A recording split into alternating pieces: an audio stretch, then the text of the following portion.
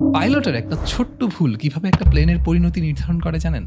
একবার new York থেকে loss এঞ্জেলসের দিকে একটা প্লেন ফ্লাই করলো। প্লেনটার সবকিছু ঠিকঠাক, সব ইন্সট্রুমেন্ট ঠিকঠাক আছে, ফুয়েল ঠিকঠাক আছে এবং পাইলট কিন্তু একদম প্রপারলি স্কিলড একজন পারসন। কিন্তু ঘটনা যেটা ঘটলো, প্লেনটা ফ্লাই করার পর জাস্ট ১ ডিগ্রি নাকটা কিভাবে যেন ঘুরে গেল পাইলটের ভুলের কারণে। অর্থাৎ যেদিকে যাওয়ার কথা ছিল সেদিক থেকে জাস্ট ১ ডিগ্রি অন্য ডিরেকশনে প্লেনটা চলতে শুরু করলো। ১৮০ ডিগ্রির মধ্যে ১ ডিগ্রি কিন্তু খুব সামান্য। কিন্তু রেজাল্টটা কি দাঁড়ালো জানেন?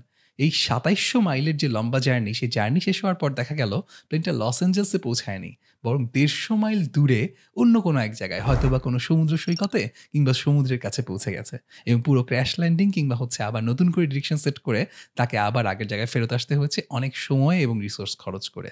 এই একই ব্যাপারটা ঘটে যখন আমরা আমাদের ছোট, ছোট ভুলকে, ছোট, ছোট সিদ্ধান্তকে, ছোট, ছোট ডিরেকশনের চেঞ্জকে কোনো গুরুত্ব না দেই। আমরা বুঝতে পারি না যে একদিন জাস্ট ঘুম থেকে না ওঠা, একদিন এক্সারসাইজ না করা, জাস্ট একদিন বাবা-মায়ের সাথে খারাপ ব্যবহার করা কিংবা কোনো একভাবে আমি নিজের জন্য যে ডিরেকশন সেট করেছি তার বাইরের কোনো একটা কিছু করা, কিভাবে আমাদেরকে আমাদের যে প্রপার ডিরেকশন, আমাদের যেই লক্ষ্যে পৌঁছানোর কথা সেখান থেকে অনেক দূরে সরিয়ে নিয়ে যায়। আমরা মনে করি খুব অল্প সময়ে, খুব অল্প একটু ভুল, এর জন্য আর কি আর ঘটবে? কাল থেকে বা এর পর থেকে আবার সব ঠিকঠাক করে ফেলবো। কিন্তু আসলে তা না। ছোট্ট, ছোট্ট ভুলগুলো আমাদেরকে লম্বা সময় ধরে একটা রং ডিরেকশন এ নিয়ে যায় এবং ইন দি এন্ড আমাদেরকে এমন ডেস্টিনেশন এ পৌঁছে দেয় যেখানে আমাদের পৌঁছানোর কথা ছিল না।